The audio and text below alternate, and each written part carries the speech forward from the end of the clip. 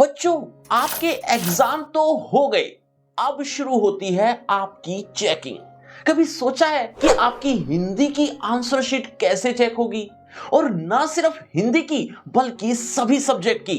कितने नंबर कटेंगे, राइटिंग के कितने मार्क्स होते हैं, गलतियां करोगे तो कितने मार्क्स कट सकते हैं, फर्स्ट पेज पर अगर हमने डिटेल गलत भर दी तो क्या होगा? देखो, इन सारे सवालों के जवाब इस वीडियो में आपको मिल जाएंगे। तो आइए शुरू करते हैं। नमस्ते, मेरा नाम आशीष है। देखो बच्चों, आपके जो एग्जाम हुए हैं उनको साथ की साथ ही आपकी आंसर शीट के बंडल बना बनाकर सीबीएसई में भेज दिया गया है। इसके बाद सीबीएसई अलग अलग स्कूल से अलग अलग सब्जेक्ट वाइज टीचर्स को लेकर उनकी ड्यूटी चेकिंग के लिए लगा देती है। उनमें से कुछ आपके स्कूल के टीचर्स भी हो सकते हैं। अब सीबीएसई को कैसे पता चलेगा कि स्कूल के टीचर्स का क्या नाम है या कौन से टीचर कौन से स्कूल में काम कर रहे हैं? देखो बच्चों, इसके लिए सीबीएसई हर साल सभी सीबीएसई स्कूल से स्टाफ स्टेटमेंट मांगती है, जिसमें स्कूल के प्रिंसिपल को अपने सभी स्टाफ की डिटेल भेजनी होती है। इस आधार पर सीबीएसई द्वारा रैंडमली कुछ टीचर्स की ड्यूटी लगाई जाती है और उनको उन्हीं के एरिया में आंसर शीट चेक करने के लिए जो चेकिंग सेंटर बनाए गए हैं उन्हें वहां भेज देती है। वहां उनको हर रोज 6-7 घंटे में लगभग 20 से 25 कॉपीज चेक करनी होती है। इसके लिए उनको कुछ मेहनताना भी मिलता है, मतलब पेमेंट। और यह बातें मैं आपको इसलिए बता पा रहा हूं क्योंकि मेरी भी ड्यूटी अक्सर लगती है चेकिंग में। और ऐसा नहीं है कि हम टीचर्स अपने आंसर बनाकर चेकिंग करते हैं, नहीं, सीबीएसई बाकायदा आंसर की प्रोवाइड करती है। उसके अकॉर्डिंग ही हमें आंसर की चेकिंग करनी पड़ती है, वो भी स्टेप वाइज मार्किंग। और ये नहीं है कि टीचर अपनी तरफ से कहीं पर भी मार्क्स काट रहा है। आपके प्रेजेंटेशन के मार्क्स, आपके वर्डिंग के मार्क्स सब अलग अलग डिसाइड होते हैं। और हाँ, मार्क्स से याद आया, आपका फ्यूचर सिर्फ एक मार्कशीट डिसाइड नहीं करेगी। आपके एक डिसीजन से आपको फ्री एजुकेशन मिल सकती है। कैसे? आपके लिए एक बहुत बड़ी अनाउंसमेंट है। देखो, मोशन जो कि एक जाना माना नाम है, जो कि एनवी सर द्वारा चलाया जाता है, वो एक बहुत बड़ी लॉटरी लेकर आए हैं, लॉटरी 4.0। अब ये 4.0 क्यों? क्योंकि पिछले 3 सालों में इन्होंने ये मुकाम हासिल किया है। मतलब कौन सा? जो अब मैं बताने वाला हूं। देखो, ये चौथा साल है इनका जो ये काम वो करने वाले हैं, यानी एक लॉटरी निकालने वाले हैं। और वो लॉटरी आपकी अगर निकल गई तो बल्ले बल्ले हो जाएगी। अब ये बल्ले बल्ले होगी कैसे?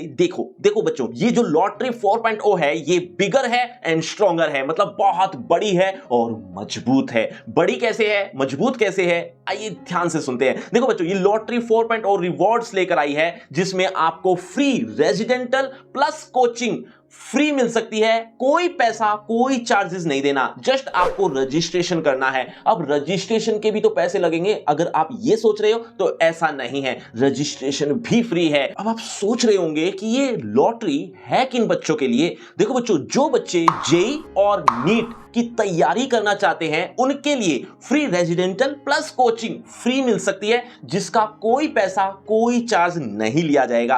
अब ये कितने बच्चों के लिए होगी? ये एक स्टूडेंट के लिए होगी। अब आप सोच रहे होंगे कि ये 1 स्टूडेंट का सिलेक्शन कैसे होगा? तो आप ध्यान से सुनो, इसके लिए कोई भी कैसा भी क्राइटेरिया नहीं रखा गया। मतलब आपकी शक्लो सूरत, आपके पास पैसे हैं नहीं हैं, आप कहां किस शहर में रहते हैं, इसका कोई क्राइटेरिया नहीं है। आपके मार्क्स कितने आए, ये भी क्राइटेरिया नहीं है। रैंडमली कंप्यूटराइज्ड आपको रैंडमली सिलेक्ट किया जाएगा। अगर आपकी किस्मत खुली तो आपकी बल्ले बल्ले होना तय है। अब आप सोच रहे होंगे कि सिर्फ एक स्टूडेंट, अरे पता नहीं कितने बच्चे रजिस्टर होंगे, उनमें से सिर्फ एक स्टूडेंट को ही तो रिवार्ड मिला। नहीं, ऐसा नहीं है। ध्यान से देखो बच्चों, ये जो लॉटरी 4.0 है ये बड़ी है, जैसा मैं पहले ही बता चुका हूं। इतना ही नहीं है, 61 स्टूडेंट ऐसे भी होंगे जिनको फ्री कोचिंग मिलेगी, इन्हें भी रैंडमली सिलेक्ट किया जाएगा। अब ये कोचिंग ऑनलाइन ऑफलाइन दोनों ही अवेलेबल हैं, जो कि कोटा में तो होगी जहां इनका हेड ऑफिस है, लेकिन जहां जहां मोशन सेंटर है आपके नजदीकी में, वहां पर भी ये अवेलेबल होगी। तो बच्चों, इस मौके को हाथ से मत जाने देना। अब आप सोच रहे होंगे कि 61 + 1 इससे क्या हुआ? इससे तो कुछ भी नहीं हुआ। अरे बोला ना आपको कि ये बिगर एंड स्ट्रोंगर है। कैसे? देखो यहां पर आप ध्यान से देखेंगे तो कोटा में अगर कोचिंग के लिए अगर आप जाते हैं तो 301 स्टूडेंट ऐसे भी होंगे जो मात्र 25,000 में आपको कोचिंग दी जाएगी। बच्चों जहां लाखों रुपए लग जाते हैं वहां मात्र कुछ हजार में ही आपका काम बन रहा है। मतलब ये तब है जब आप रजिस्टर करोगे। अब सिर्फ इतना ही नहीं है, 501 मतलब 501 स्टूडेंट ऐसे भी होंगे जो इस अमाउंट में कोचिंग ले सकते हैं और 1101 स्टूडेंट ऐसे होंगे जो इस अमाउंट में कोचिंग ले सकते हैं। लेकिन इसके लिए भी आपको रजिस्टर करना पड़ेगा। लेकिन ये रजिस्ट्रेशन होगा कहां पर?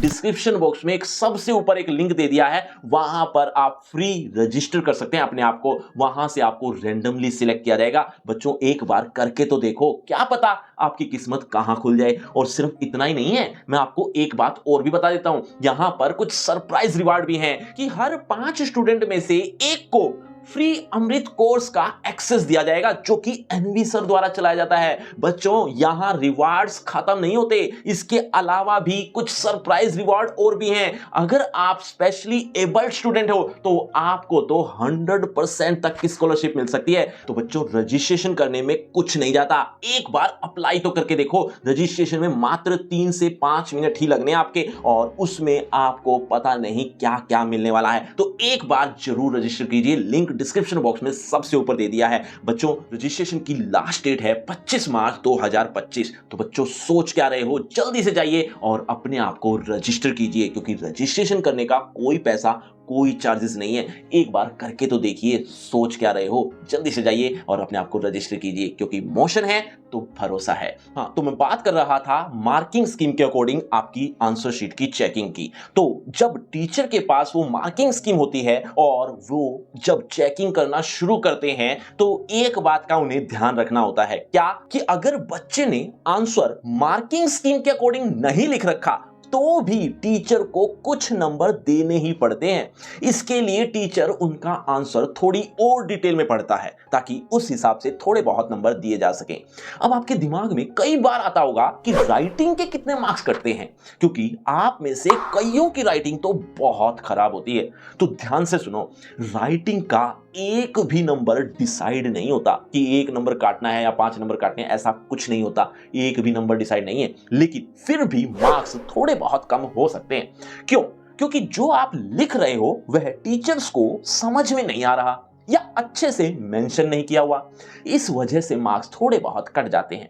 आप ये मत सोचा करो कि हमारी राइटिंग खराब है तो हमारे 20-25 नंबर तो इसी में कट जाएंगे। नहीं, ऐसा नहीं होता। 2-4 नंबर जरूर कट सकते हैं बस। अच्छा, कई बच्चे तो आंसर शीट में पैसे भी रख देते हैं। बच्चों इससे कुछ नहीं होता, ये बोर्ड एग्जाम है और वो भी सीबीएसई का बोर्ड एग्जाम। टीचर को पैसे देकर आप उनको लुभा नहीं सकते, चाहे कितने ही रुपए हों। क्यों?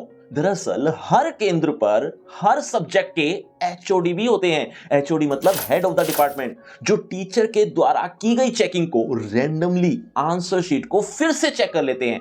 अगर कहीं भी एचओडी को ऐसा लगे कि टीचर ने गड़बड़ कर रखी है तो एचओडी आंसर शीट दोबारा भी चेक करवा सकता है।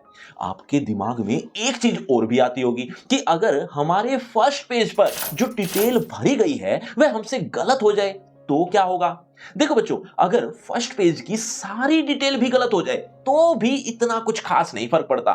लेकिन बस एक चीज का ध्यान रखा करो, रोल नंबर। अगर रोल नंबर सही है तो बाकी सब सही है, क्योंकि वही आपकी मेन आईडी है। लेकिन अगर वो आईडी भी गलत है तो आपके नंबर आप तक पहुंचेंगे कैसे?